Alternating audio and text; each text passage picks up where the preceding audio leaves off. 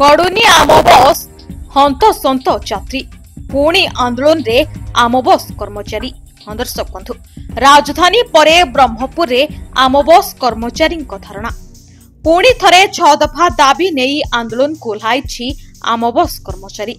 जहा फल रे आम बस सेवा बंद रही निकटरे भुवनेश्वर रे मध्य दरमा ठीक समय रे न मिलिबारु आंदोलन करथिले आम बस कर्मचारी सेहिपरि ब्रह्मपुर सहर रे आज आम बस चलाचल संपूर्ण ठप होइछि। दरमा वृद्धि 8 घंटा ड्यूटी और मासकु 4 दिन छुट्टी दाबी रे आंदोलन कोल्हाइछन्ति कर्मचारी। तेबे राज्य रे नुआ सरकार आसीबा दिनु विभिन्न क्षेत्र रे परिवर्तन आसीथिबा बेले नूतन सरकार नुआ योजना मान्य मध्य आनुछन्ति। मो बस रो नाम परिवर्तन करी आम बस कराइले बस रो रंग मध्य परिवर्तन कले किंतु एपटे ड्राइवर को दरमा मिलु नाही से विषय रे सरकार ध्यान देउनथिबा मध्य अभियोग करिसंती आम बस कर्मचारी। सर हमर 6 दफा दाबी नै गाड़ी आज बंद करछु। मेन मुख्य दाबी होची हमर दरमा ठीक से आसुनी टाइम हिसाब रे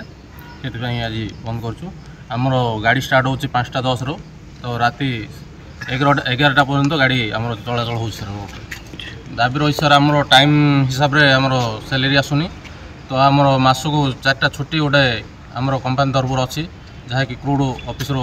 हम पे अच्छी 4टा छुट्टी अच्छी 4टा छुट्टी काटी दीचंती। बर्तमान हमर आमे 1.5 वर्ष ला गाड़ी चलानी प्रथम 4-5 मास देले 4टा छुट्टी हमको मासको 4टा छुट्टी देले आबे 9 मास वाला प्राय हमको 4टा छुट्टी काटी दीचंती। आ दरमा बस बढ़ाया बोली आम अनुरोध करूँ आम लिखित आघात देइथिलु आमको एति पैसा पोषण बोलिकी तो सेटा भी आम देला पर रेट ए दरमा बढ़ा जाइए 5-6 मास है तो आमको दि जाऊनी सर से मो ना सीएस तिरुपति आचार्य 6 दफा दाबी रही आमर कौड़ा हेल्ले पूरण हो पार दिन दिन गड़ी गड़ी जाऊँगी जब फेर करदा पर करदा एवं नुआ सिस्टम कर स्टपेज जहाँ चेंज कर आम लोक सहित आ झगड़ा कर बहुत हैरान हो जो जो स्टपेज लोक ओल्लौलु आज से स्टपेज लोक रखे बेले रखिपारनु आम गाड़ी माँ भौणी गाड़ी शुणुचु आज्ञा बाकी मासको आम 26 दिन ड्यूटी आमर 4टा छुट्टी अच्छी कि 4टा छुट्टी आमको मिलूनी आम संतोष सार आइला ठू आमको मिलूनी बहुत हैरान हेलुनु कि ना सर आउ दिन को कौड़ा 10 घंटा अच्छी कौड़ा 6 घंटा अच्छी कौड़ा 12 घंटा अच्छी आउ गोटे रूट अच्छी सका 6टा गले दिन 4टा खाइबू कौटा आज्ञा